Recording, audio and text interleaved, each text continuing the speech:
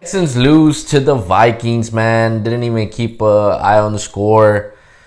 What seemed to be a touchdown. They still needed to complete a 2-point conversion. Probably, who knows what happens. They probably lose with a field goal. Plenty of time on the clock for the Vikings. Still had plenty of timeouts. Will Fuller goes up to catch it on 4th down. Tries to bobble it in the air. Grabs it. When he hits the ground moves the ball downward, even though his hands are kind of corralling it. From the first view, when I saw it, I was like, oh, they're going to call that back. Sure enough, they do. Cal McNair. The dude took play calling back this week. The Vikings only had 2 days of practice. They're down 6 starters. They got 1 player ejected this particular game, one of their leaders on defense. What else do you need to see to know you need to move on? It's pathetic, bro.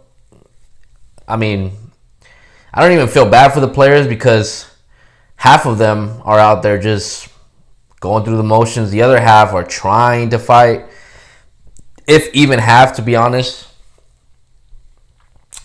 Playing the Jaguars team next week. Don't see you competing in that game. It's a wrap, man. It is a wrap for the season, guys. Time to start making videos on who can potentially come in and be the next head coach. Who could potentially even buy this team, to be honest with you guys. At this point, they had reported 1,000 fans out of 13,000 fans showed up to NRG.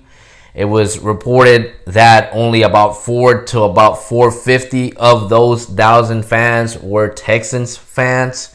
At one point, you saw Viking fans in the stands doing the Skol chant. The broadcasters knew this team needs a new head coach.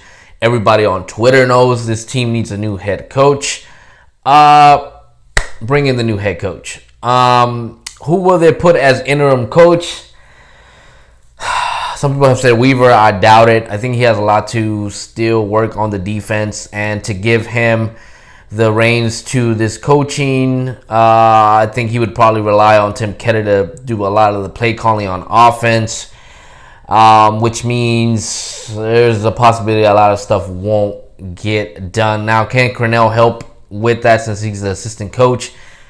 I don't know. Does Crennel even try to stay if O'Brien gets fired? Does he just say, I'm out of here as well?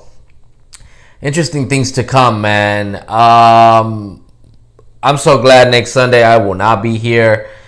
Still haven't decided if I'm going to do pre-recorded videos. Maybe I will, especially talking about future GMs, future head coaches that the Texans could take on. But as far as this season, man, O'Brien created this grave, and he's basically covered himself in it. And it's time to go, man. It's been time to go. Way overdue. Ship been sailed, and him taking over the play calling this week was just a sign of desperation.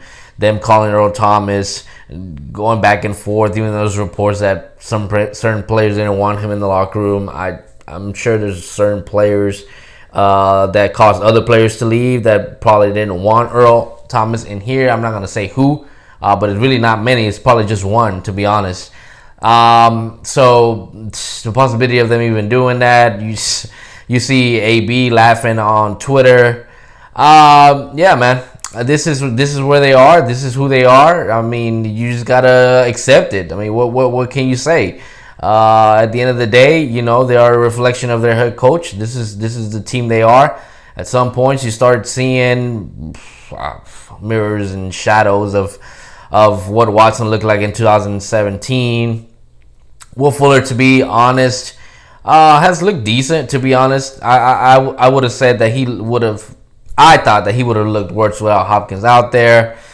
David Johnson, man. Whew, Jesus Christ, bro. I mean, you can't even cast a shovel pass. Not that I even thought he was going to break that tackle, to be honest. That first particular play, though, I think if Watson keeps it, runs in, probably walks into the end zone. I mean, at this point, it's all a bunch of what ifs, and I think you guys, as my subscribers, deserve better than that. Us as Texans fans deserve better than that. But anyways, man, the Texans lose. They go 0-4, and from here on, it is about thinking about the future and everything that could possibly come with this team, especially when you've paid your quarterback that amount of money and the weapons that you've brought in. A great coach could probably take advantage of that, to be honest, especially with the cap that they'll be dealing with and the lack of picks that they'll be dealing with. So interesting to see what happens there, whether it's a new owner who takes over and brings in their new coaching staff, or this particular freaking owner and brings in a good coach. Interesting to see who they bring in. So yeah, man, that is a wrap for today on the Sunday. Hope you guys are taking it easy, relaxing, chilling, enjoying the rest of this NFL week's games. But anyways, you know what it is every day, baby. It is H-Town. Let's get it.